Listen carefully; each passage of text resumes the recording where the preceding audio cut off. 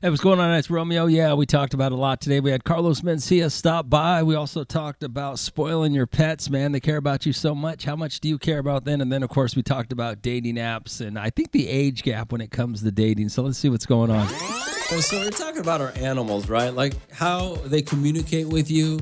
Like I believe that every animal finds the person they're supposed to live with or they're supposed to be with. I believe that. And that all my animals were meant to be with me, and they all found their way there. And whatever that story may be, right? But man, these things, the things that they do, animals do, are just crazy. Good morning, Hot. What's going on? Hey, what's up, Ron? Hey, Ruben. What's going on, man? Hey, you know how you said that, they all have a purpose, their home they find and all that? Yeah. You're absolutely right, Rome. I've always wanted a Great Pyrenees dog. So I bought a pup from a buddy of mine. Had him in about 7 months, 8 months. He was a big boy. Rome, he would bark all night. And how he shedded a lot of hair, so we would go to the backyard. My whole backyard was covered in hair. Yeah. But I couldn't stop him to bark. So I found him, I put him up for adoption because the neighbors were complaining and everything. But I had 3 or 4 people come and I wouldn't let him go. But this family came from Alpha Robles and they own a lime orchard out there. Oh, okay. So they came, met him, and I said, oh, well, hold on. They came back a second time, met him, brought the whole family. I let them take him. You know what, Rome, that lady, I'm going to send you the letter that lady sent me. She told me that dog has been taking care of all the kids in their little area where they live. That a while back there was a guy trying to kidnap one of her nieces, and that the dog chased him down. Really?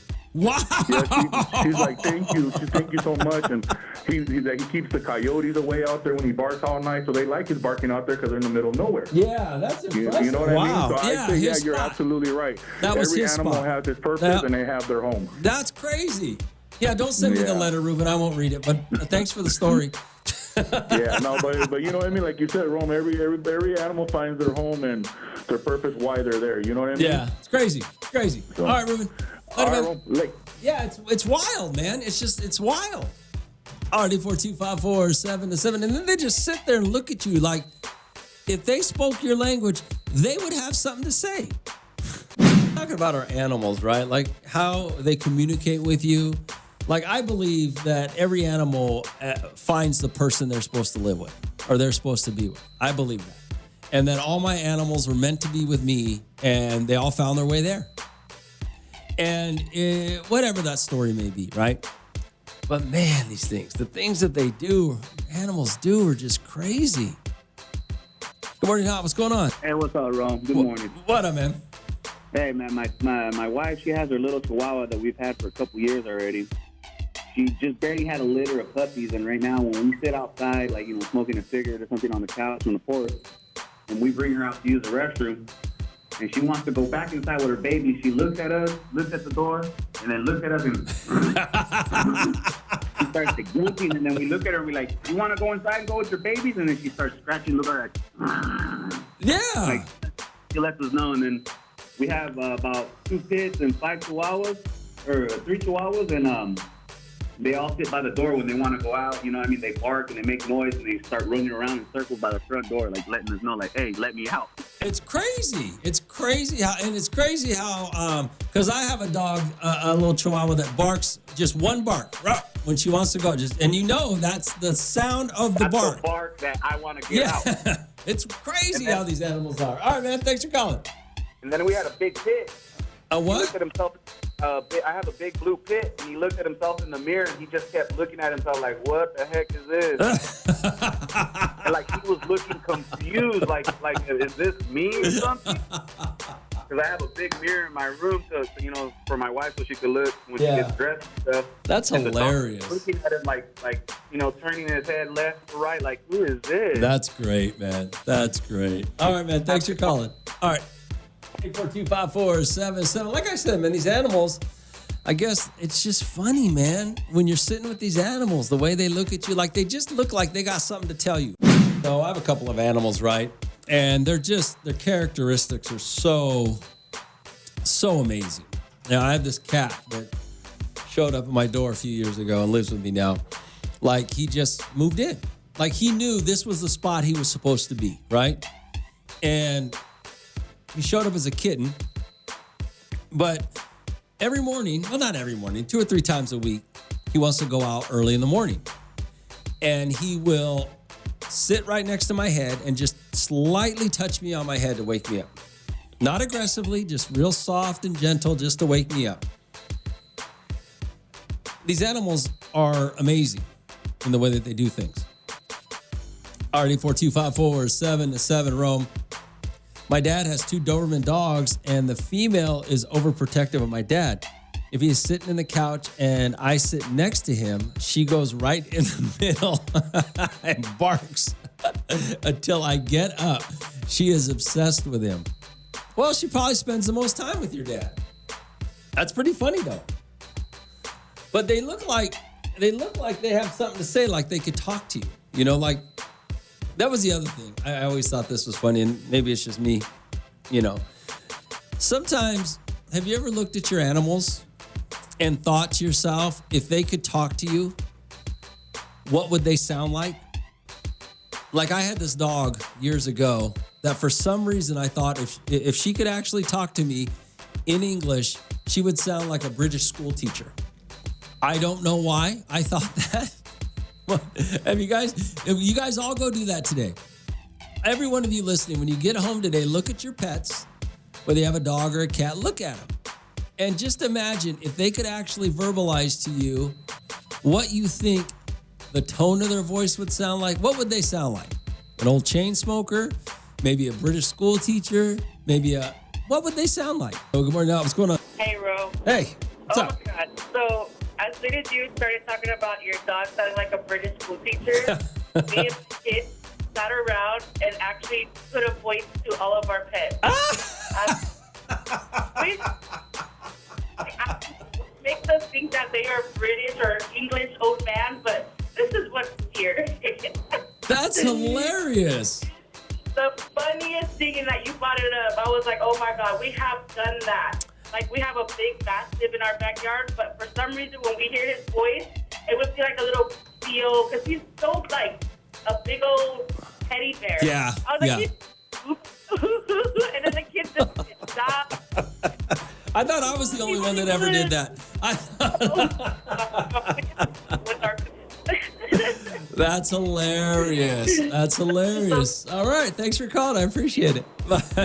That's so funny. I thought I was the only one that did it. You look at your animals, you're staring at each other, and you put a voice to them.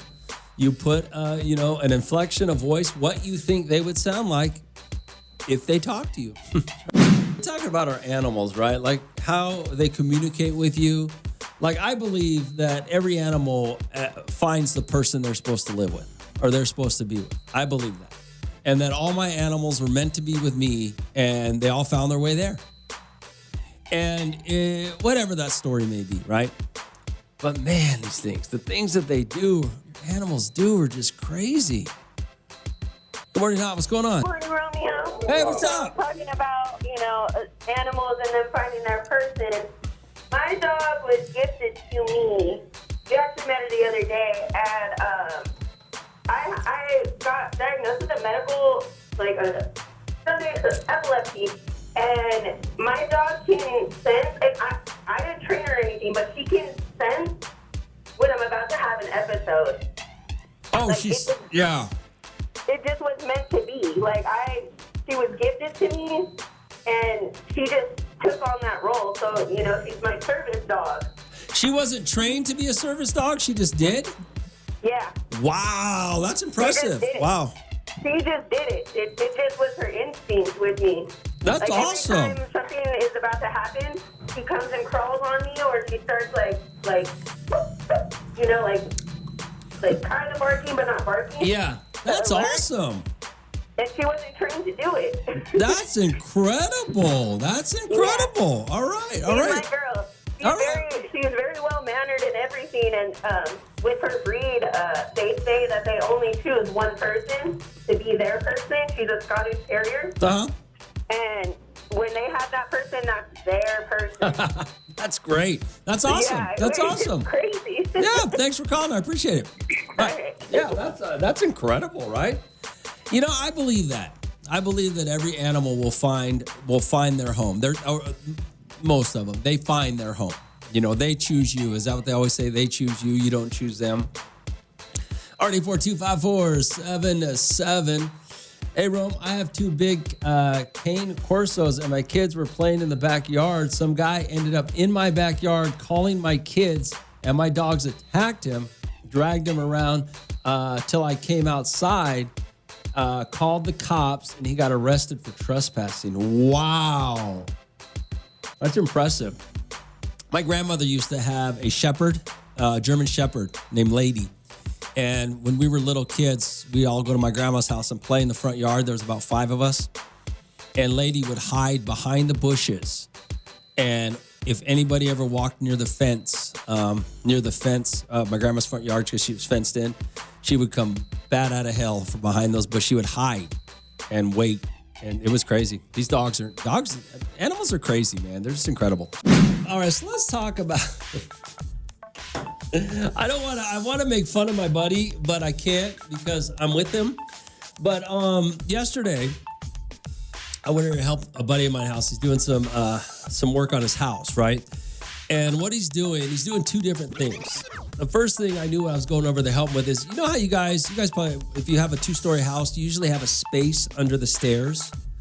So he's cutting out that space and he's making a doghouse under the stairs. I'm sure you guys have seen it, all over because he's got dogs. So I said, you know what? I went over to help him, lay some floor in there, sheetrock the inside and get it all ready. He's putting lights in there and he's doing a lot more than I'm capable of. But so I went over there to help him do it, right? And trimming it all out, doing all that stuff. Well, turns out he asked me if I can come back this weekend to help him with a bedroom. He's completely renovating one of his bedrooms just for his dogs. Okay, because obviously upstairs they got to have a bedroom, downstairs they got to have a room. And it got me to thinking about a lot of the things you do. Do you spoil your pets? How much do you spoil your pets? I don't think it's spoiling your pets. If you have an extra room, then hey, dogs need a place to live too. Why not? But do you think people can go too far with their pets? A friend of mine, I've been helping him redo some, his house, redo a room for his dogs, redo a doghouse under the stairs for his animals. And a lot of people think that's spoiling your pets. Your pets don't deserve that. Why don't your pets deserve that? Your pets treat you better. I'm going to bet that your animals treat you better than the people in your house. Okay? RD42547 in Romeo. You're absolutely right. My wife has 2 little dogs, and I don't even care for them that much. But every time I come home, they act like I'm the greatest thing in the world. And it's hard to ignore that. So every time I barbecue, I always buy a little extra meat for them and cook it for them. Some people will think that's spoiling your pets, but I don't. Well, that's what I'm saying. Can you really spoil your pets? I mean, who cares? If you really think about it, your pets mostly dogs. Cats are, I guess cats can be, but mostly dogs. They just sit there and wait for you to come home. You have nobody in your house other than your pets that just sit there and wait for you to come home. I used to have this goldfish, and I thought it was the weirdest thing. This goldfish I had. Every time I would come home, and every time I'd walk into the room where it would get excited. Obviously, because I was going to feed it, but it had the sense to be excited when I walked into the room because of food. But it's crazy, man. You get attached to even this, I don't think you could. I think you should treat your animals just like the humans that live in your house, because the animals treat you better than the humans that live in your house. So why not? When it comes to spoiling your pets, can you really spoil your pets, or are you just, treating them like they deserve to be treated because they care about you, right? A friend of mine's building a doghouse under his stairs for his pets, putting lights in it. I think he's even putting music in it so they can be entertained. Then he's remodeling a whole room for his pets, right? So I've been helping him do that. A lot of people think he's crazy, but I mean, they're your pets. They care about you more than anything. All right, 842-547-7. Good morning, Romeo. It's Paulina. It's not spoiling. It's giving your pets an amazing life. Our husband spent a whole weekend turning a shed into our dog's home. Painted it, installed a dog door, AC, and heating. It actually came out pretty nice. Well, that's what I'm saying. Why wouldn't you do that for your pets? Good morning, Hal. What's going on? Remember, this is coronavirus fucker. Hey, what's up, Mia? Hey, you're talking about your pets being like your humans, like you love them so much. Yeah, because they treat you better than most humans. Sometimes I like my pets better than my kids because my pets don't ask me for a lot. My kids ask me for everything. They ask me, hey, I want this. And my pets just come home, they wag their tails, I pet them, and then they go play. That's I come hilarious. Home, my kids, I'm hungry, I want food. I'm like, you know what? Oh, my daughter calls me mom, made up money. And I was like, I'm a made up slapping you in the face. Like, What's crazy. wrong with you? All right. Yeah. Sometimes I'm more excited to come home to see my dogs and my kids. All right, get out of here. All right. Bye. All right, 842-547-7. I'm going to tell you this. You talk about dogs asking you for something. I have got a little Chihuahua who wakes me up every morning to go because she wants her treat before I go to work. So she'll wake me up like 2 a.m. to get her treats because she knows I'm getting up to go to work. She'll wake me up for that. So they do ask for stuff. I got a cat that wakes me up to go outside about 1:30. They're not on the same time schedule, but yeah, he'll just walk in, put his paw on my head because he wants to go outside. I'm like, you're talking about spoiling your pets, right? Do you spoil your pets? All right, 842-547-7. Somebody sent me a picture of air tags. Good morning, Rome. I spoil my dog so much, and my whole family knows how bougie he is. When my mom watches him for me, when I go out of town, he even sleeps in my parents' bed so he doesn't have to be alone. So she kicks my dad out so he can sleep on the bed. He is my first fur baby. Nice. Well, you know, I mean, what are you going to do? When you got pets that treat you better than your own family, why not? Why not hook them up? Good morning, Hot. What's going on? Romeo, this is coronavirus sucker. One more thing. You want to know something? This is how much we love our animals. We have air tags on all my cats. And I don't even have air tags on my kids. I'm dead serious. I can even send you a picture. What? I have an air tag. My daughter has 6 cats. We have 6 air tags on 6 cats. That's hilarious. All right. Thanks for calling. Bye. Good morning, Hot. What's going on? Hey, what's up, Ron? Hey, Ruben.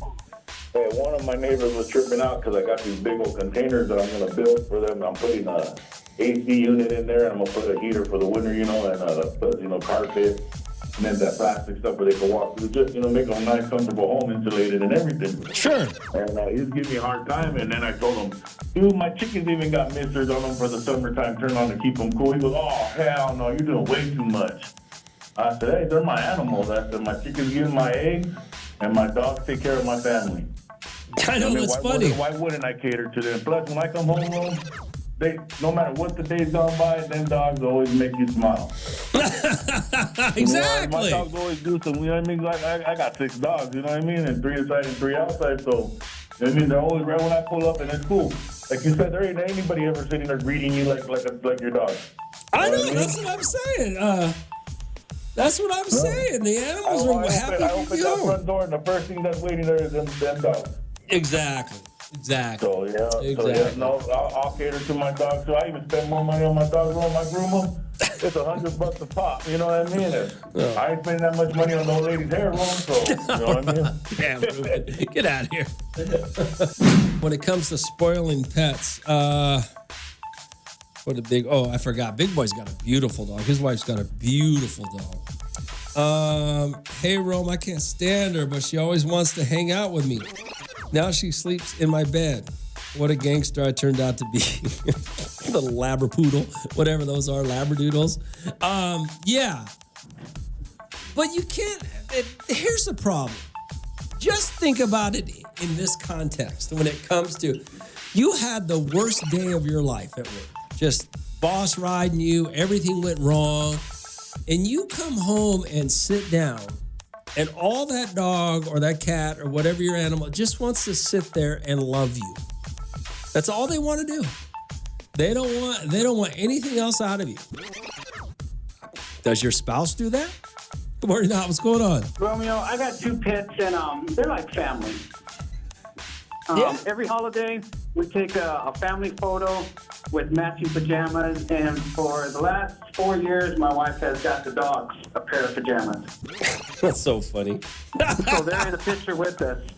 And Exactly. It's hilarious, but I got a Chihuahua and a pit bull. Yeah. Now, the Chihuahua does not like drama. It's bit me twice. She's little, but she does not care. If you get loud with my daughter, she will lose her life for my daughter. She does not care. Let's tell her. That's pretty good, though. That's a good dog. All right. And All the right. pit bull, my pit bull is spoiled, and there's nothing worse when you fall in love with the dog you didn't want. That's pretty funny. I did not want the pit bull. I was like, no, the Chihuahua's fine. And they brought the pit bull home, and oh no, she's sweet. And now me and the pit bull, we bonded. That's my dog. All right, man. All right, man. Wait a minute. But that's what I'm saying, man. These dogs treat you better than your family treats you. And you don't want to give them everything? Come on. Hey, Romeo, I got to tell you something funny about our pets. So we don't feed our pets table food. We make them eat their dog food, but every time my mom and dad come over to visit, the pets, both our dogs, sit right under the table next to my dad because all he does is feed them half his meal. He's been doing it his entire life. I don't know what to do, but the dogs know where to go sit whenever he's there for dinner. Well, you got to go sit by the weakest link, bruh. Every dog knows that. Every dog knows they got to go sit by the weakest link, you know? Sounds like your dad is it. Why don't you feed him table food? Why don't you feed him table food? Already 4254777. Hey, Romeo. I just got to tell you what my husband does. Every week, my husband cooks food just for the dogs for the week. He makes them their own meals, packages them, puts them in the refrigerator, and then feeds them all week long with the food that he prepared. Yeah, what's wrong with that? I'm assuming you're just telling me. I don't think there's nothing wrong with that. I feed my dogs whatever I make. I mean, unless it's something real spicy or something, something that they're not supposed to have. But if I'm grilling burgers, I'm making burgers, or I'm making something on the grill, I make them burgers. If I'm grilling chicken or cooking whatever, I make it a little bland, so it doesn't upset their stomachs or whatever the case may be. But if you're cooking for one, you might as well cook for 3 or 4 or 5. I mean, why not? Yo, Rome. What up, Joe? What's up, man? We're talking about dogs. When your kids get bigger, they grow up, and they leave the house. Yeah. You only get a dog, and our dogs are so spoiled. Yeah, they're spoiled. Like right now, you're talking about waking up. My dog just woke up my wife right now because this is her time to get up. And I was listening to you laughing, dude, because she gets on her and hits her and goes, Yeah. like, my cat does that to me. Her, I just bust up. But, the sad thing, too, is losing them. Why you gotta bring everybody down right now? I know, because it's the reality of life. I know. I had one. You know how many years I've been. My kids were little since I started talking to you, and now they're gone. And we had my little girl Bella. She was. I had her, saved her for like 14 years, and then she got diabetes, and then she would wake up with me, and I just lost her like a month and a half ago. I cried for 2 weeks. It's terrible. She was my dog, I was like, I get it. It's terrible. They're something special, man. I really think they're special, and whoever spends money on, good for them. I know that there's a man, I think in Germany, a dog inherited, like he's a millionaire, and everybody has to run around and fly around. Yeah, that's Hey, I get it now. Before I was like, that man's dumb. And now. But now I get it, man. All right, Joe. All right, brother. Wait a minute. Yeah, but I mean, you got to understand, especially dogs, and cats are dogs and cats, I guess. They love you unconditionally. Like they're literally all of you leaving work right now. Your animals are waiting for you to come home, and you ain't even left yet. I mean, that's just. Who else does that in your house? What human being has ever just sat there waiting for you to be next to them, to come back? No, dogs do it all. That's what dogs and cats do. So, you can't blame people for being spoiling them. Morning, how? What's going on? Hey, Romeo, I like how you said your cat talks to you, too, and your cat's spoiled as well. Yeah. Because my dogs, they're spoiled. They get clothes, they get everything, but I also have 2 turtles. And these turtles communicate with me just as well. And I never knew turtles can do that. How do they communicate with you? Okay, when I come in the house, they start running into the aquarium. They'll start knocking into the aquarium, and they make this high-pitched squeak. And when my daughter got them, they were about the size of a noodle package. That's interesting. Okay. Yeah, very. I'll be in the living room, and when I hear the turtle bang against the aquarium, I know she wants food. Wow. And they used to like to climb up on this rock, and they got too big for the rock. Now they're the size of a noodle package. Okay. So I built them a little island inside their aquarium, and man, they love it. They slide down it, but they make this high-pitched noise when they want food. Interesting. And it's so weird because we didn't know where this high pitch was coming from, and it's the turtles communicating with Raider Dave. That's wild.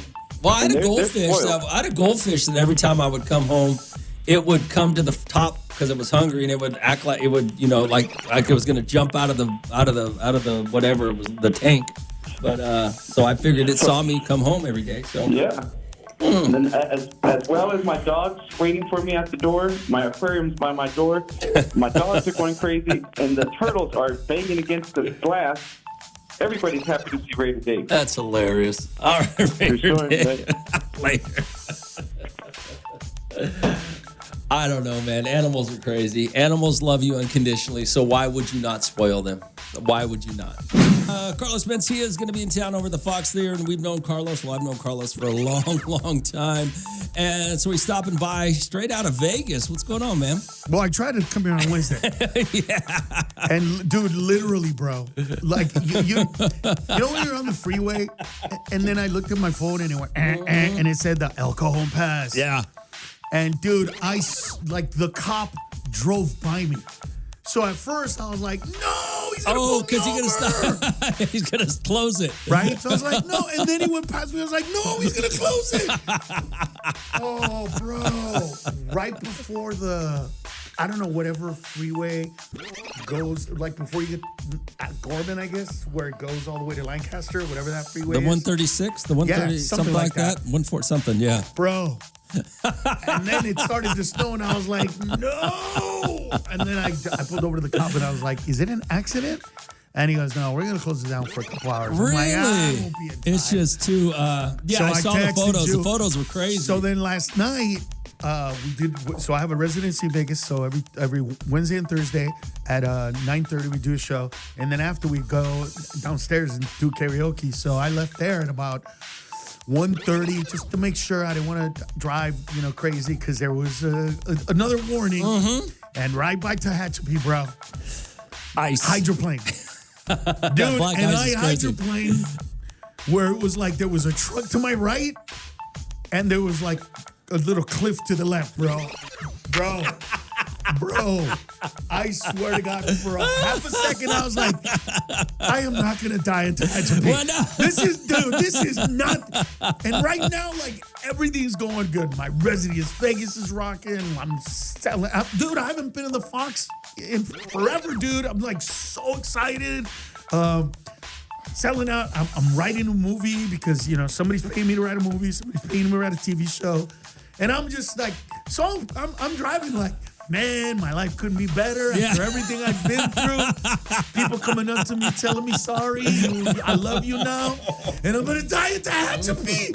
No, bro, I swear, dude, I swear. And then I slowed down to about 50 miles an hour, and then some idiot went past me, and I go, I know what's gonna happen, and exactly happened, bro. About a mile and a half down.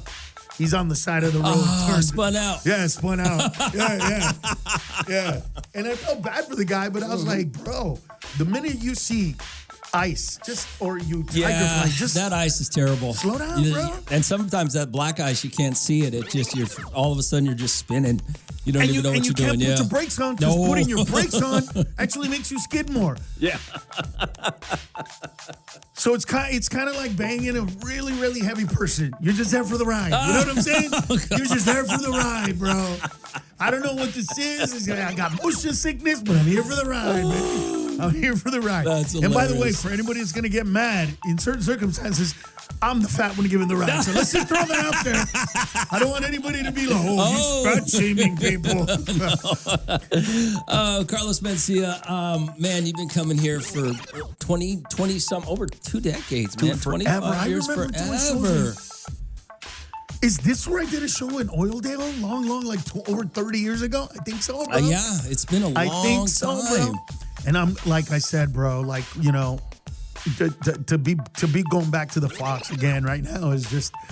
Fox is a nice theater. It's fun theater. It's fun. It's fun cool. theater. But I just, I mean, I've been going to Temblor and whatever. I've never stopped coming, but Yeah. dude, I'm not gonna lie to you, bro. It is so much fun to be back on a place where Hollywood wants to work with me, wants me to do TV shows, wants to make money. The road is killing it. I'm selling out. People are coming up to me, saying, "Hey, bro, we love you.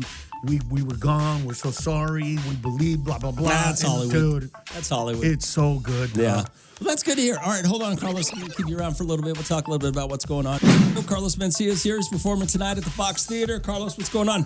Nothing. CarlosMencia.com for tickets, by the way. I don't you even know want what they tickets? are. No. I don't even know where they are. I'm just, dude, I'm loopy right now, bro. I I'm know. loopy. If you performed last night in Vegas, you drove in this morning for the show, and then tonight you're going to perform. You're in Visalia tomorrow night. Yeah. I see you're out and about everywhere. I know, man. I want to ask you a question because one of the that's so stupid to say. I want to ask you a question. Yeah. But at one point years ago, you had the biggest TV show as a comedian with the Mind of Mencia. Now with all these streaming sites out there, you have so much more freedom. No, you don't. You don't? No. Huh. It's worse. Why? So, okay, so the difference is like, let's say when I was doing a show, well, let's not go to the past. Let's say right now, I'm writing a script for a network. I can't say what network, but they want to do a show. I'm going to have to submit that script. Okay. They're going to look at the script, look at some of the jokes and go, ooh, I don't know if we could say it that way. So then I'm going to say, okay, let me rewrite it and do it a little different, send it back to you. What about that? Yeah, that's acceptable. There was a person that was watching and reading your stuff and saying, that's good, that's not good, right? The difference is the algorithms, like on YouTube, as an example. Okay. The minute you say the F word, 30% drop. Oh, okay. So Really? one of my biggest bits, right? One of the biggest bits that I do right now, one of the biggest things that I do is I talk about the hypocrisy of all these local shows. All these, hey, if you're gay, come to the gay show. If you're lesbian, come to the, Subaru show. Okay. If you're a Latino, come to the Latino We Don't Speak Spanish show. If you're a Latino that speaks but Mexican, like I see what you're their saying. whole niche thing. But Yep. here's my problem with those shows, is that when you go to an LGBTQ show, they do all the gay jokes that you can't tell. They say all the words that you're not supposed to say, and Okay. they laugh. Okay. And it's not mean. It's kind of like when 3 black comedians come and do a pretty nice show here, the N-word is going to be dropped Oh, yeah. 50 times, Okay. but they're all going to laugh, Okay. right? The entire audience is going to be like, man, he's funny. But I go up there and do it, and they're going to be like, whoa, you can't say that word. Okay. Oh, I'm sorry, but they were saying it over there. Why could they say it and I can't say it? I'm not being mean. I'm telling jokes like them. I'm not racist. What's the difference? It's the hypocrisy of it. Okay. So if you're gay, you can do a gay joke? So basically, I gotta bang a black chick, a Middle Eastern chick, an Asian chick, in order to do jokes about those people. They're gonna be like, no, I'm banging one of them, so that's okay. I hate that, dude. It's disgusting, and I don't want to be a part of it. So because of that, because of the way I use my words in describing this, I can't do that joke. Or if I do it, it'll literally get immediately suppressed. So if I post something like that on YouTube, right, it'll go boom for about 60,000 views. And then you'll just see it drop. Really? Because the algorithm, because here's the difference. The difference is when I was on Mind of Mencia, if I did another Mind of Mencia, Budweiser will call and say, we want to spend money. It's kind of like you. Hey, we're going to go to the company, blah, blah, blah. We're going to spend this money. We want to make sure that those ads air during Romeo's show. Yeah. It's the same okay. thing. I see what you're saying. The difference is YouTube doesn't know what they're going to advertise. They don't know if it's are you over 50, do Tai Chi, or whatever it is. So they suppress everything even more than networks used to. Really? So you can post it, but you won't get the views. Really? Yes. Wow. Yes. So is that where? That's why. Why, dude? You get feeds. Why do you think you get bleeps? Seriously. Yeah. Why do you think you get bleeps? Watch my videos, dude. My videos. Sometimes there's like 3. I have a 2-minute video, and I got like 13 beeps. Because it's not just the profanity. Oh, I thought you were beeping those out. We do beep them. Oh, okay. But we beep them for a reason. For a reason, because of the because the algorithm will suppress you as soon as you say, dude. I have a friend who was telling a story about how he was sexually abused as a kid. Okay. Dude, like 60,000 views, boom, dropped. Because the algorithm doesn't know the difference between you saying it and they saying it. So I see what you're saying. I have another friend yeah. who said, man, I killed it. And the word kill, because of sensitivity to people that commit suicide, suppress that video. So it's worse than it ever was. Because we're not beholden to artificial intelligence, to an idiot intelligence that doesn't know the difference between me hanging out with my black friend and him saying the N-word to me. Yeah. And it doesn't know. Where do the sponsorships come in? The sponsorships don't want to be there because of the drop in views or the drop in likes or whatever? No, but the sponsorships are cool with it because they'll go to the videos, they get big likes. Oh, gotcha. But those are the cute videos. Gotcha. That's why sometimes you'll watch a video and go, how did this get 1 million views? Oh, yeah. Because that's the best. Think about what they're doing in comedy. The majority of comedy bits that you see, right? Yeah. Are on whatever social media. They're usually interactions with the audience and very simple stuff. Mm-hmm. Why? Yeah. Because the minute you start doing complex stuff, all of a sudden, it's like, oh, this is too much. Wow. Oh, this is, yeah. So it's no. So network TV right now is actually better to do from that perspective because they'll tell you, no, we can't do that. Or they'll say, yeah, that's good enough. But they're not going to suppress a video because it has, yeah, because of whatever. Yeah, I got you. Or anti-ice or whatever it is. Or that's wild. Pro-ice or, that's crazy. Yeah, dude. So you could do so. Dude, when you're doing it, there's a thing called what is it like for clean comedy? I don't even remember what the name of it is because I don't do clean comedy like that. Yeah. But Parlor something, whatever. Anyway, it's all clean stuff, and it gets views because YouTube will say to you, we're gonna get this many people to watch your ad, or they could go, look, your ad was seen by 40 million people. But they don't. But if somebody from that company, like somebody from Downey, right? Let's say Downey buys some advertising. Okay. Right? The Downey softener. And all of a sudden Carlos comes in and does what you kind of saw when I was last here at the Templar. Yeah. Downey's gonna be like, we don't want to be we don't want our thing to air during that. During that. Okay. Gotcha. So then what YouTube does is like, don't worry.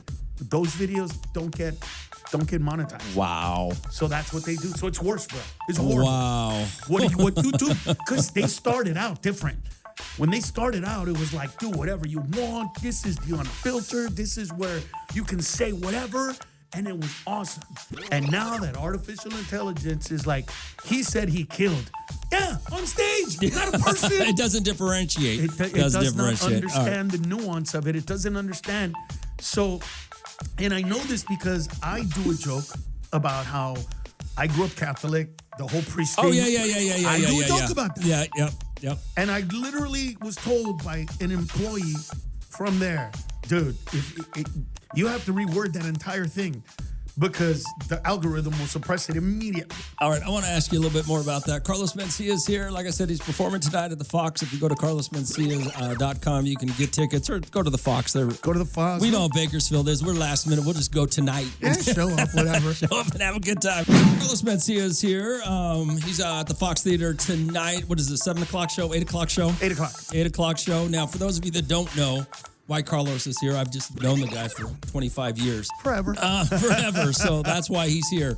And he's very, very, very, very funny. And you're the only guy, bro, that I would make this drive for. That's awesome, especially man. when I tried on Wednesday. Even though it was on the way home. I didn't give up, dog. I didn't give up. It's kind of on the way home. Kind of on the way home. Right. So let's talk about this. I wanted to ask you about as a comedian now, it's a whole different world. Before, when I first met you, you would come here and do the show for like an hour, and I'd just go drink coffee, and you and your guys would just talk, and sell tickets, and it's kind of changed a little bit now. People say, "Oh, you don't need to go on the radio. You can just go on Instagram or whatever social media site and sell all your tickets there." If you have a following. If you have a following. Correct. Now, but here's the problem. To get the following. So here's what's happening in comedy right now with regards to that. First of all, the internet doesn't know what it wants. Okay. So here's what happens when you're a comedian.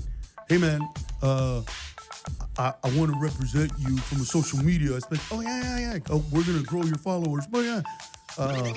Give me as much content as possible and get a shot of the audience. So take one camera, shoot the audience so that when you talk to them, we can see who you're talking to. So that's why you see a lot of those videos. Oh, yeah. Now, but what's happening is people are coming to shows now and just talking. And getting pissed at us when we tell them, dude, you got to be quiet. Oh, yeah. I see what you're saying. Yeah, that interaction is, you're right, I do see a lot of that. No. You have a camera pointed at me. Mm-hmm. They literally go, why? Because you want me to talk. Don't put the camera on me if you don't want me to talk. Yep. So now you get that. Secondly, you get comedians that haven't been doing it very long. Because what people don't understand is talking to the audience is the simplest form of stand-up comedy there is. I'm not saying that it can't be beautiful. I'm not saying that it can't be art. It's just the simplest form of what we do. Sure. Kind of like in football. Barry Sanders was a genius. He was amazing to watch, but handing off the football is still the most basic way to play the game. Absolutely. So I don't want to diminish the people that are great at it. Oh, yeah. But so when you first start, you do a lot of that stuff. So these guys do a lot of that stuff, and then people go see those guys, but then they're like, man, he didn't have any material. He didn't have an act. You've seen this. Oh, yeah. You've seen it. Well, a lot of these comedians I've seen on, they do a clip on a 30-second joke on, and now they're coming to comedy clubs. You go watch them, and they're like, well, I saw that one joke you did. Correct. And now I'm watching you do Correct. Nothing. Because they didn't go, they're not from stand-up world. Yeah. They didn't go, they're not the kid that came here and worked and did this place and that place and the coffee shop and this. And then one day somebody was like, dude, you need to go to Hollywood, bro. Yeah. I do. And go to Hollywood and then work. And finally, this guy's an overnight success. Where did you come from? I've been doing it for 15 years. Yeah, You know what I mean? like that guy. So as an example for me, they told me, you got to shoot the audience. I said, I'm not going to do that. I'm not. Mm-hmm. I don't want people to think that they can be rewarded by coming to my show and heckling. I'm sorry, man. Yeah, I get it. I'm just not going to do that. I get it. And they go, well, the stuff that hits is when you talk to the audience. And I said, well, I'll do some of that when it fits. But for me, it's more about if something happens in the news, I'm going to do a joke about it. A 1-minute joke, I can do that easy once, 2-3 times a week. It's not even a problem. Absolutely. And they were like, oh, well, we're just telling you what works. What All I want of to a sudden, know, 6 months later, hey, you know what? For some reason, for you, the stuff that gets millions isn't when you talk to the audience. It's when you actually do bits. Yeah. I'm like, oh. oh, so here we go. So even they don't know what's happening. Oh, But no. at the end of the day, there's going to be people that escape, right? Yeah. That go to comedy to Yeah. escape. That's what it's supposed to be. You just go there, hear some jokes, regardless of what they are. If you laugh, you laugh. You Correct. go home and tell the jokes on the way home to your friends. But then there's the people that make life funny, that make your life funny, right? It's the difference between a guy that's gonna go up on stage and say something like, give it up for all the lovely women in the audience. Give it up for those women, because women are smarter than men. Women are smarter than men. Okay, that's just appeasing, wank, wank, wank. Yeah. You know what I mean? I get it. But then there's a guy that goes up there and says, listen, I love my wife, but this is what I don't understand about you women. Sure. And that's the one that sticks longer. Yeah. Right? Yep. It's that, it's all the women that are like, where are all the nice guys? Oh, you mean the guys you didn't bang in high school? Those guys? The ones that helped you with your homework? Those guys? The one that asked you out awkwardly? Those guys? The ones that you knew were gonna run a goddamn company for, Microsoft? Yeah. Oh, you didn't bang him. You banged the quarterback. You banged his a-hole friends. Oh, them you did. And then you're like, why? You know why. You know why. Exactly. Because it takes for a woman to get beat down by that guy, said no by that guy, cheated on by that guy. Yep. And then they're 35 or 40, and that's when they're like, you know what I want? Just a nice guy Just a that's nice gonna guy. sit with me in the backyard and hang Yep. out.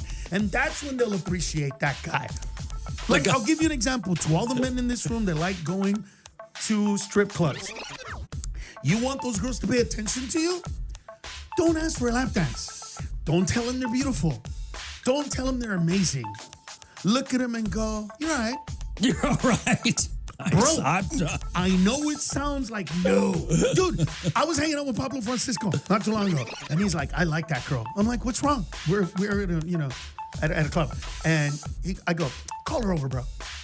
Call her over. And she comes over, and I go, which ones of these girls do you think are beautiful? And she points them out. And she goes, which ones do you think? And I pointed to her, and she goes, what do you think about me? I go, you're all right. And she goes, what? I said, you're okay. And she walks away. And he looks at me like, you ruined it for me. I thought you were going to show me how to hit on her. I go, wait for it. A minute later, she comes back, sits down. What do you mean? What do you mean? Dude, 10 minutes later, I got her number. And I gave it to him, and I go, Here you go. That's how you treat these women. By the way, do I like treating women like that? No, bro. I have 11 sisters. I respect women, dude. But those specific women, that's how you hit on them. That's what they like. Good morning, Carlos. Buenos dias, my friend. Carlos is doing a show tonight at the Fox. 7 o'clock, doors open, 8 o'clock show. Go to carlosmencia.com or just go to the Fox box office and get your tickets. Oh, and by the way, to the men, I was telling you how to get laid. Learn at least 5 to 10 words, especially words that you can put together in as many languages as possible, because that's all it takes to get women from other countries to come here. Oh, okay. So last night, I got my friend laid because 2 chicks from Germany showed up, and I was like, tell them, say, was machst du in deiner Freizeit? And he goes, what does that mean? I go, trust me, dude, I'm not doing that thing to you. And he goes, you swear to God? I go, I swear to God, I'm not. And he says that to him, and they were like, would you speak? And he was like, no. Like, he goes, what did I say? You asked me what I like to do in my spare time. And I was like, bro, I wasn't trying to... Helping him out. Yeah, so I go, tell her, du bist mein bester Freund. That's and hilarious. He goes, du bist mein bester Freund. And they're like, oh, I am your friend? And then they left together, and I was like, oh, that's all it took, dude. That's all it took. So you're going to ask, I'm sorry. Oh, no, I want to ask you about, because this business, obviously it's going to relate to me a little bit. You were talking about writing something for network television. Correct. There are a lot of people out there that believe this. Nobody watches network television and nobody listens to radio anymore because of podcasts and because of streaming. First of all, more people are watching screens today than before social media. Sure. Okay? Okay. So if they watch my show when it airs on Fox, or if they watch my show at 12 o'clock midnight when it drops on Hulu, or do they wait until it, you know what I'm saying? Yeah. So, like, let's give an example. I love Rick and Morty. I like watching it specifically on HBO Max. Okay. Why? Because it's the only one that doesn't beep all the profanity. Okay. So when they say the F word, they say, well, like I literally watched the show that they wrote and created the way they wanted to. Yeah, they want people to see it. Yes. But it's more people are actually looking at screens now. So if you have Peacock, you're still watching all those shows. If you have Hulu, you're still watching all those shows. You might not watch them then. You know what I mean? When at 8 o'clock on Wednesday, right, on Fox or whatever, but you'll watch it on Hulu. So more people today are in their cars listening to music and stuff. Now, whether they're listening to you or a podcast or whatever, iTunes or whatever it is, Spotify, that's on them. But it's still the same. It's actually more people than before. So it's all about how do you get those people. That's all it is. But at the end of the day, it's still driven by talent. Right? Yeah, I was going to say that. It's all content of what's entertaining. Correct. You'll go to what's entertaining. To what and what hits you. And I think that right now in comedy, what is like really, really hitting outside of like the goofy stuff is people talking about real stuff, right? So like as an example, when stuff goes on with ICE, people go, man, we're going to go see Carlos because we know he's going to have a good take on it. Yeah, on what's going on. And the one thing that I do that a lot of comedians don't do is when you come to my show, when you leave, you have no idea if I'm on the right, if I'm on the left, if I like Trump, if I don't like Trump. Yeah. You have no idea. Sure. Because that's what I want. I want you to come to me so that I can tell you the truths, you know, so that I can talk about what did I say last night that just came out because somebody brought it up? Oh, about illegal immigration. I was like, look, first of all, America needs immigrants. For all you people listening, America needs immigrants. Our society and system is built on growth. 2 to 4% GDP, 5 to 10% stock market. So we need more. We have 1.6 people born for every 2 people that die. So that's a deficit. So we need immigrants. Now this guy goes, well, why do they have to be illegal? And I go, do you want me to tell you the truth? Straight up. And he goes, yeah. Because once you give my people a green card, we will never cut your grass again. It's that simple, bro. It's true, though, dude. I have lost 3 gardeners, bro. 3 to a green card. 3 of them, bro. And after they got the green cards, all of a sudden, they didn't mow lawns anymore. It said landscaping on the side of the truck, bro. All of a sudden, they were the ones going, no, I design their backyards now. Really? Because last week you were my grass cutter, bro. You know what I mean? Yeah. And so to be able to tell those truths and have everybody laugh and have everybody go, oh, wow, I didn't know that. I didn't see it that way. Or tell them, Carlos, whatever that is, all of those people are laughing at the same thing. Yeah. And so many comedians are trying to, I'm the comedian for the young people. Listen, if you're between the ages of 16 and 70, I'm gonna rock your world. Here, Carlos Mencia. He's gonna. Every time I say Carlos Mencia, I want to say the mind of Mencia because it was so just amazing. Carlos Mencia is here, and he's gonna be at the Fox Theater tonight, 7 o'clock. 8 o'clock. Doors open at 7. Doors at 7. Yeah, show at 8. And dress decently because we're actually filming a lot of stuff, so you might. Yeah. And if you're gonna bring your Sancho or your Sancha, don't do be that. Careful. Just be careful. What did somebody send me? Just throwing that out there. I'm just throwing it out there. Romeo, Carlos is funny. I'll be going tonight. Well, Carlos has been. Well, funny no. Somebody for a lot asked of time. about why are people. So we have a regular listener, Carlos. Before I get too far, his name's Ruben, and he is a gardener. And he just said, "You write about them gardeners." Yeah, exactly. He probably doesn't have a green card. That's what he's saying. So the minute he gets one, he's not going to text you anymore, bro. No more messages. He's done, bro. He's out of here, bro. He's moving to Fresno.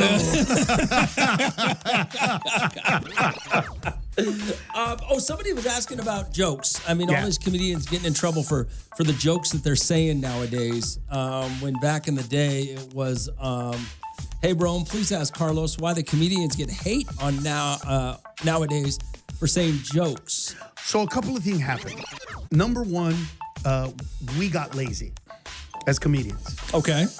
And we just would say stuff that's edgy without actually having trying to make it funny. Yeah. Okay. So, and a comedian actually said this. I'm not going to say who. That's not what I'm here for. But a comedian actually, back in the day, did a joke where it was like, if I found out my son was gay, I'd walk into his room and stab him in the neck. I don't care that it's homophobic. I don't care about any of that. Where's the punchline? It's not funny. Where's the creativity? Yeah. You're making a statement. So that's number one. Number two, comedians started to apologize for their jokes. And that was a mistake. That's always a mistake. I will never apologize for a joke. And let me tell you why. My intent with every single joke I've ever written, or told for that matter, is to make you laugh. Mm-hmm. If it misses the mark, I'm sorry. But I'm not sorry I told the joke. I'm sorry you were offended by that, but I'm not sorry I said it. Because if I'm saying I'm sorry I said it, then I'm actually sorry for what I created. Yeah. I'm not. Yeah. That's not where I come from. So that put together, and then, like, dude, it happened to me the other day. Somebody goes, so the other day you said, you mean I told the joke? He goes, no, you said I told the joke. He goes, but you said, no, I told the joke. When you say you said, you're acting like I'm making statements, like I'm up on stage. It's not a TED Talk. It's a very complex way of saying knock, knock. That's what I do. Yeah. So don't take it to that place. Yeah. I tell jokes. I got you. And none of them are, like, most of my jokes come from a truth. But it's like the other day somebody asked me at the end of the show, did all the stuff you say on stage really happen? And I said, why do you care? Did you laugh? Yeah. That's what you came here for. That's all it really is, yeah. You came here to laugh. You laughed. Why are you trying to find anything else in it? Do you really have? Did you really? Who cares? Not the point. The point is, you came here. Was it entertaining? You know Did you have saying? a good time? That's it. Yes. I'm not a professor. Yes. And so I think that we comedians brought it on ourselves. But then also, why are you going to a comedy show if you take those things seriously? What are you doing there? Like, if you take jokes seriously or you think they're statements, why are you going there? Well, nowadays I could understand that before social media, but nowadays people are going there to be confrontational. They're going there to get likes. They're going there to have people follow them because they have no skill whatsoever to be entertaining except to cause controversy. Correct, but that's also our fault because all we do is post videos of us talking to people in the audience. Yeah. So when about 98% of all comedians' videos, right, that are not a special, right, that are not like we shot a special for HBO that they took from, it's all, hey, what do you do for a living? You can literally go right now and watch a video of somebody going, so where are you from? So what do you do for a living? I'm cringing. I'm going, what are you doing? What do you know? No. Say knock knock. Get out of this. You got to hold on a second because I got to tell you a story I can't tell on the air. All right, Carlos Mencia. All right, it's 8:12 right now. Carlos Mencia is here. He's performing at the Fox tonight over at, the Fox Theater tonight. 8 o'clock show, 7 o'clock is when it kicks off. If you guys want tickets, go to carlosmencia.com, or you can always buy them at the Fox box office. Awesome. Yeah, so excited, bro. I'm so excited for tonight, dude. I do want to talk a little bit though about what you're doing. You say you're writing a movie. You say you're looking for you're working on a show and writing a script. Yeah, writing a script for the show. Asked me to write a script. You write that by yourself? Just you? Yeah. Okay. I mean, what I'll do is I'll write it, and then based on the finished product, I have 1 to 3 friends that I'll send it to. Okay. And go read it and give me notes. Okay. And then I'll just rewrite it, or I'll say, no, I don't agree, whatever, and then move on. But no, for me, it's just, I knew this day would come, bro. Right? You and I talked about this. Way back in the day, right? Yeah. 10, 15 years ago when stuff was going down and it was bad and people hated me and all this stuff. I told you, I'll be back, dude. It's just, Yeah, I just yeah. gotta keep doing what I'm doing and doing what I'm Absolutely. doing, and all will be revealed. Yeah. And that's what happened, bro. But know you, what I mean? you know, when you, I do want to talk a little bit about back in the day, only in the fact that back in the day, comedians, before social media and before everybody had a platform, it was cutthroat. You guys, comedian, you could only have a certain number of comedians on top, a certain number of comedians on television, and everybody was fighting for a couple of slots. It was rough.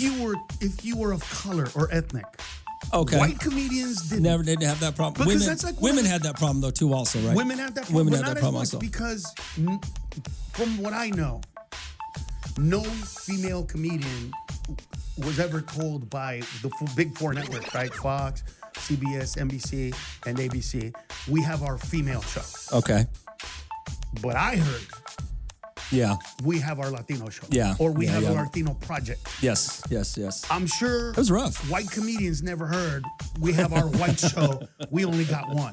Yeah. So I get it. it created, it made a guy like Willie Barcena go, well, and me and all of us, not just him, but if I see Willie or George or Paul at a reading for, oh, you know what? It happened. Was it Tin Cup? Remember the movie Tin Cup? Yeah. I remember. So Cheech got the part. Yeah. But it was me, Gabe. We were all sitting there looking Really? at each other like, one of us is going to get it, Wow. but only one of us is going to get it. Yeah. And so, and then it's not just like, wow, there'll be another movie. Not for us. No, Not like that. Not at the time. Yeah, not at the time. So what it created was an attitude of, well, if he gets it, then I'm not gonna get it. And dude, you start seeing your friends, or at least people that you work with, as not your enemy, but definitely the person that's keeping you from a success that you want. Yeah. Now they're your competition instead And so of it just created everybody. that. Yeah. You know what I mean? Yeah. The one good thing about the internet, in that respect, is that you don't need somebody from the Tonight Show. You don't need somebody from HBO. You can put your stuff on, And people can find it. and people will go, you got to go see this guy. You got to see this guy. Yep. Nobody knew who Matt Rife was in network. You know what I mean? But all these, 18 to 25 Is that year what old women. he's from the internet, right?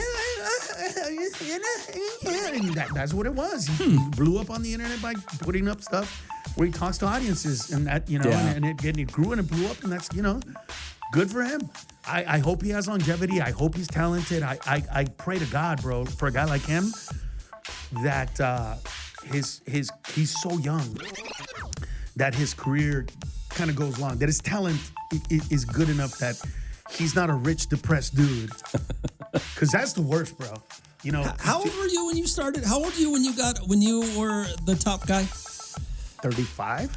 Okay. But I started doing stand-up when I was 19, bro. Yeah. Okay. So by the time I done it, you know what I mean? I did my first HBO special in 1994. I'd been doing comedy for 5 years. That was unheard of at the time. So yeah, all the success I've gotten was as big as the hate that I got. Yeah. But at the end of that's the day, what happens. That's what The happens. bigger you get, everybody loves that comeback Well, you story. don't realize that. Do you know what I mean? You just don't realize I that don't when know. you're in it. People have hated me forever in this. So people still hate me. So I wasn't. I'm a comedian. I get that you don't like me. Hate? It's a Like, strong who's word. gonna think of that? a strong word. Do you see what I'm saying? Like, I Miserable get that somebody's people. out, but the hatred of it, dude. I've had people almost cancel some of my shows because they called bomb threats Really? at comedy clubs and theaters that I performed That's in. wild. Dude, I was in West Palm Beach, and I showed up to the theater at 5. Thank God the show was at 8, and this idiot called early. So the bomb squad showed up. Because he called at 6, bro. He might have. His bomb was at 12 o'clock. I put a bomb there. So they showed up in time, cleaned everything up. Cleaned We're like, everything. Carlos, The we're just show going to went make sure there's nothing. 8 o'clock, I did the show. I was like, this idiot. Only in Florida. He's at home going, man, I should called earlier. Yeah, stupid. It's 8:23 right now. Carlos Mencia is here. Good morning, Carlos. Good morning, my friend. All right, tonight the Fox Theater show starts at 8. Doors open at 7. Tickets at carlosmencia.com or go to the Fox Theater and get them. One last thing. When you doing a special, what's that all about? Everybody puts a special out, and then. So here's my problem. Okay. I have 4 half-hour pieces. Okay. Plus about an hour of extraneous little things that you can put together. So my issue right now is, what do I take out? What do I not put in? It's not even Do like, a 3-hour special. No, you can't, bro. So I can do 3 specials. But I'm going to do 1 hour special, and I just got to figure out, like, you know, what combination works the best? What do I want to go with creatively? You know what I mean? Is it going with the ice stuff, or is that too played out? Is it going with integration stuff? Is that too played out? You know, is it trying to find something that nobody's talked about? It's literally very, very technical on what it is that I want to put out there. Now that you brought that up, I do want to say this about specials, and maybe it's just because we're so inundated with information immediately. I looked at my phone because what came up today. Right. I watched a special and turned it off because what they were talking about seemed like it was so old to me, right, that I was like, well, this is dated. What you're doing is brand new, not you, but the comedian I was watching. Gotcha. It was so dated to me in my mind, but I don't think it was dated because it was actually dated. I think it was dated because I had seen 50,000 stories of it pop up on my phone. Right. So that's another thing that you got to be careful for, right? So you want it to be topical, but you don't want it to be about a specific incident, because then it's going to date it to that moment. Yeah. So it's like I'm saying, it's a lot of technical stuff, is. right? It's so what joke kills right now that I would never put on a special? I want to thank all the undocumented aliens here on my show. We have a special. If you tell the waiter or waitress, I am an illegal, your drinks will come with no ice. That joke kills at a theater. Tonight, if I said it, it'll kill. But it's nothing that I would put on a special. Yeah. Yeah. No matter how funny it is, no matter how great, because I know that joke is not gonna be as relevant in a month or 2 or whatever. You know what I mean? You don't know. It doesn't seem like that was ever the problem 30 years ago, 25 years ago. 30 years ago, people didn't get the information like that. And then immediately. Right? Yeah. I mean, think about it. Sometimes got the information from the comedian special. 30 years ago, if somebody died last night and they missed your show on the way to work like they normally do, they might not find out that person died until that night when they get home, maybe the next day when you say it. Yeah. Dude, today, somebody dies, and within seconds. Yeah. Not minutes, bro. Yeah. Seconds. People are texting you, bro, Kobe Bryant died. Yeah. Get out of here. I swear to God. Yeah. And you're like, sometimes it's even before the media finds it. Yeah. There's nothing on the news about it. Yeah. Like, what are you talking about? Yeah. And then boom, all of a sudden, it's on the news. Kobe Bryant. You're like, oh my God. Like, who was the first person to do it? The helicopter pilot? Yeah. How did you know We're so gonna crash. quickly? Let me post it before we die. Like, how immediate is it's this? incredible. It's that. So now what you need to do is gravitate toward the emotion of it. Yeah. Right? Or to things that you know will actually last. The undocumented, documented, that thing, it's going to be around for a while. Yep. The specific incidents, the lady that showed up with the leaf blower to an ICE protest, right? Yeah. And all the people talking about it were like, she's trying to make a statement, bringing the leaf blower, trying to tell people, be careful who you deport. And then somebody just walked up to her and said, the leaf blower, what kind of statement are you trying to make? And she goes, no, I saw that when they throw the smoke bomb, I blow it back in their face. Okay. That joke, I told it almost a year ago when it actually happened. Oh, okay. Is it still funny? Yeah. Yeah, but I'm still not funny. going to put it in a special. Yeah. It's incredible how things have changed so much. Because it's wild. done. Yeah. But here's the difference. I will put it out on social media. Yeah, social media. So now, instead of having to do a special, I can split up little pieces like that and go, you know what? That's not gonna be in my special, so I can put it out on social media. Check it out on TikTok. Check it out on my Instagram. Check it out on my YouTube. Check it out on my whatever. So there is a way to do it. It's just tiresome. Well, that's your job. I do. But remember when you could just come in here, write a bit, create some stuff, and then you leave? Remember when you didn't have to do social media? Yeah. Remember when this company and other companies all across, you're not the only one? Yeah. Social media and following. You might want to pull some clips and do a podcast. Very popular. Bro, I get it, dude. It's a whole world changes, whole new game. New world. Yeah. But what doesn't change is if you're stupid, you're stupid. Yep. And it doesn't matter. Stupid people are still stupid. They just think they're smart because they believe in conspiracy theories. Or they can write on social media. Well, no, it's been proven, dude, that when people tell you conspiracy theories, a little bit of dopamine drips into their brain. Really? Because when a person says, hey, man, did you know that and you go, I haven't heard that. You can literally see them go, their eyes. Oh my God. Let me tell you about Hillary Clinton eating babies. And you're like, okay. There we go. All right, Carlos. Thanks for stopping by. Appreciate love it you, dog. tonight. Fox Theater. What are you doing tonight? You coming down or what are you doing? I'll come by. I'll come by and check it out. All right. I'll see I you got to then. drive home and then drive back. All right. Oh, all right. So let's talk about I love you. This girl was telling me that her husband says I love you every single day, sometimes multiple times a day, right? Which, wouldn't anybody want somebody to say that to him multiple times a day? According to her, though, it's, I don't know what the hell kind of logic this is, to be honest with you. It diminishes its effectiveness when he says it so many times a day. She said, so every time they talk, every time they text, when they leave in the morning, like a lot of you won't say I love you this morning, right? When you leave. Only like 30% of you or something will say I love you. It's some crazy statistics, right? And who wouldn't want somebody to love them? But she says her husband, end of every text, I love you. End of every conversation, I love you. Before you leave, when you get home, when they go to bed. She said that he says it so much that it's kind of lost its effectiveness on her.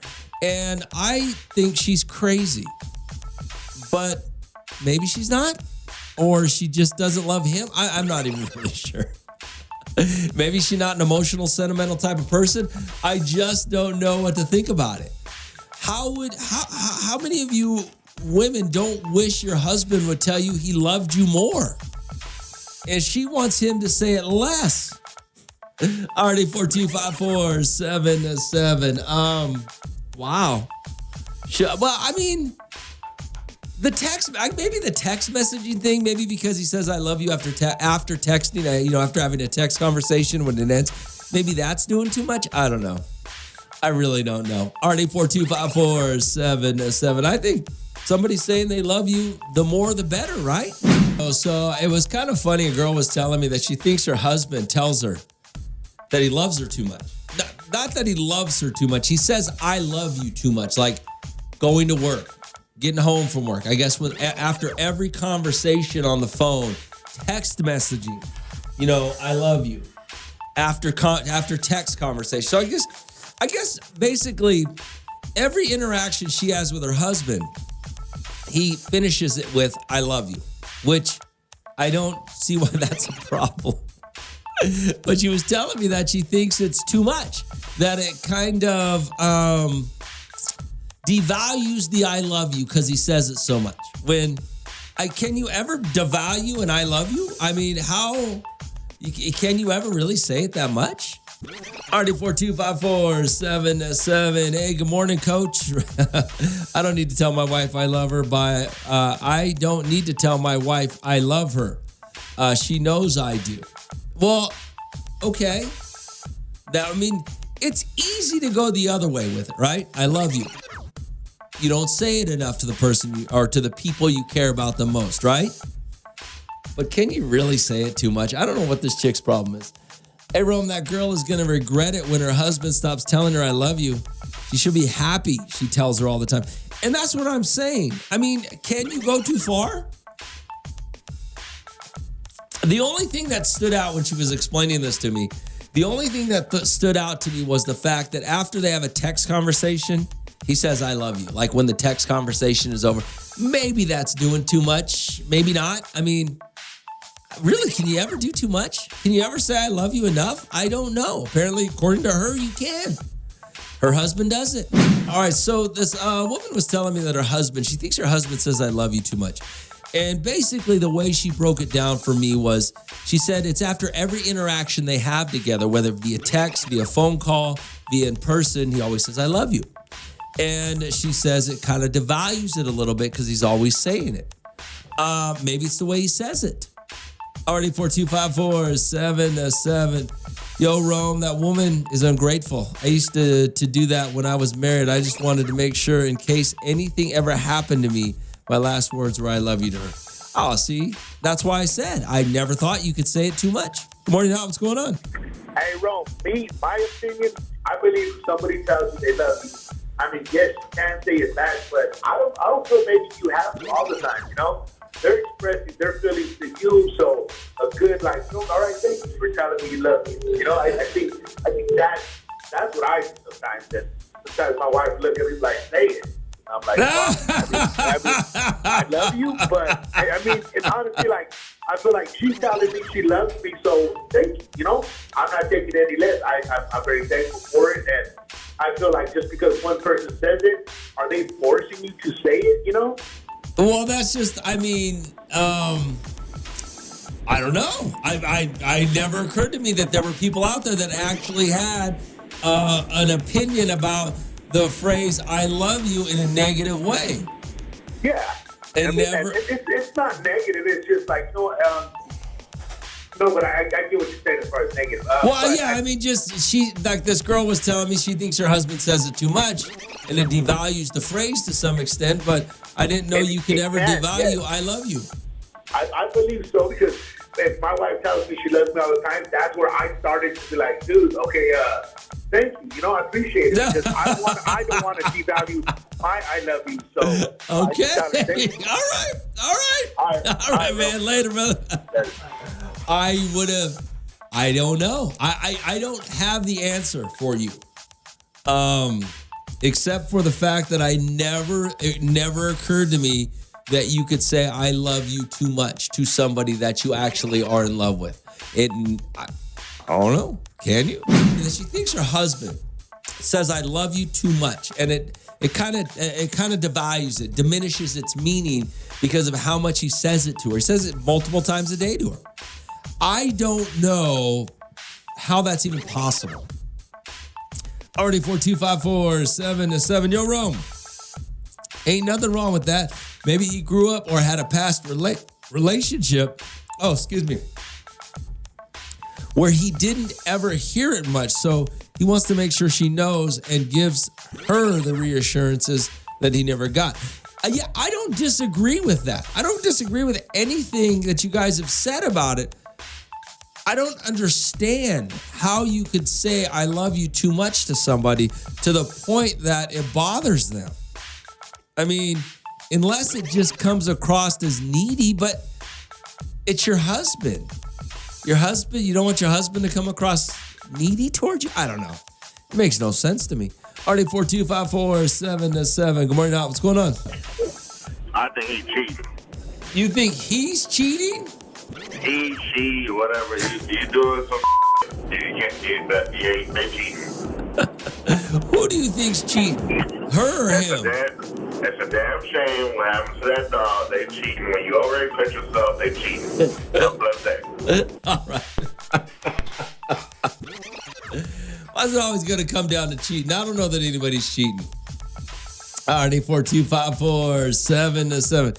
And who's cheating? Her? Because her husband tells her I love you too much? I mean, not everybody's cheating, guys. I'm just gonna let you know right now. I don't think anybody's cheating here. I think she's just maybe I don't know. I don't know what her point is. I don't understand what she's saying. Okay, how could somebody that is in love with you tell you they love you too much? I mean, does it get to maybe she's not a sentimental type? Maybe I don't know. A rough exterior and she doesn't like I love you? She just thinks he says it too much to her. I don't know what to think. Oh, all right, so get this. This woman was telling me about her husband, right? That she thinks he says I love you too much. And basically the way she broke it down, and I think she's full of it because basically he just says I love you after, when he leaves for work, after a phone conversation, before they get off the phone or through a text message, or when he gets home. I mean, basically just every interaction they have in which they're done talking to each other, he says, I love you. Or communicating with each other. I guess that's a better way to put it, which I didn't know you could say it to, but she just thinks she just thinks that it doesn't mean as much because he says it so much, which I think that would be the one thing I love you never loses its value, right? You would think. Hey, good morning, Romeo. What the hell? These ladies aren't happy with anything. Already 42547. Hey, Rome, women ain't you know what. We can never do anything right. That might be her husband texting in. Hey, good morning, Rome. You see girls don't know what they want to hear, and they say they can't find a man. I mean, you make a great point. I mean, you really do. I just don't, I didn't think the phrase I love you was ever would ever lose its value. I didn't know. Yo, Rome, the last guy's an idiot to a point maybe that in her mind that he's saying it's saying it to overcompensate for something he's doing, but more than likely he's just affectionate and she's not used to that level of attention and affection. Well, they got married. Shouldn't they be used to it? Yeah, what's going on? What's up, Romeo? Raider Rob here. What up, Raider Rob? What's up, dog? Hey, Monoleg's always constantly telling me she loves me as a reminder that she is always thinking of tacos and beer.